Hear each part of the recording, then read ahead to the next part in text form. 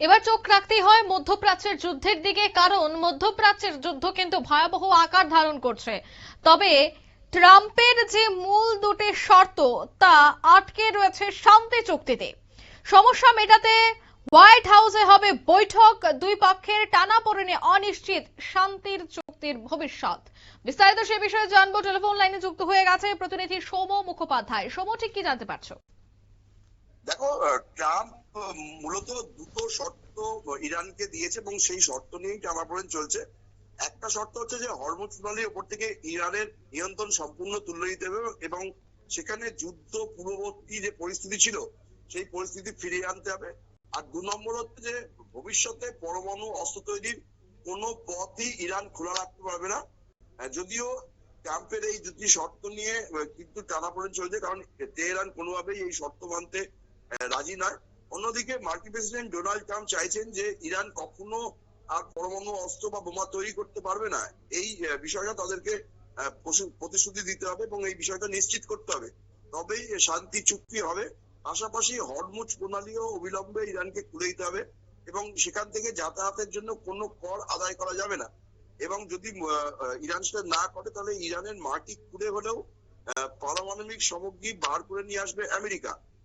ট্রাম্পের এই হুঁশিয়ারির পরেই কিন্তু ইরান তারাও কিন্তু পাল্টা জবাব দিয়েছে। তারা পরিষ্কার বলেছে যে ট্রাম্প যে শর্ত দিয়েছে সেই শর্ত ইরান কোনোভাবেই মেনে নেবে না।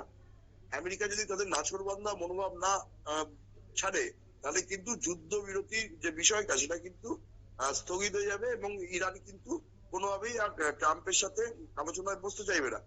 এই বিষয়টা নিয়েই কিন্তু একটা টানাপোড়েন তৈরি হয়েছে, কারণ ইরানের বক্তব্য হচ্ছে ট্রাম্প যে ধরনের কথাবার্তা বলছেন সেটা আসলে যুদ্ধে জয় দেখানোর চেষ্টাই আমেরিকা করছে। তারা প্রমাণ করতে চাইছে যে ইরান হেরে গেছে এবং আমেরিকা জিতে গেছে, সেটা করার জন্যই ট্রাম্প এই ধরনের শর্ত দিচ্ছে। এবং তারা পরিষ্কার জানিয়ে দিয়েছে যে হরমুজ প্রণালী দিয়ে যাতায়াতকারী যে পণ্যবাহী জাহাজগুলো তার নিয়ন্ত্রণ একমাত্র ইরান এবং ওমানের হাতেই থাকবে, সেটা কোনোভাবেই ইরান ছাড়বে না।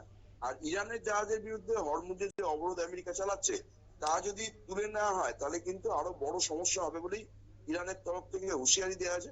অন্যদিকে মার্কিন অর্থ সচিব স্কট বেসানি তিনি জানিয়েছেন যে হরমুজ প্রণালী থেকে ইরান তার নিয়ন্ত্রণ সরিয়ে নিলেই আমেরিকা ইরানের জাহাজের উপর থেকে অবরোধ ধীরে ধীরে প্রত্যাহার করে নেবে।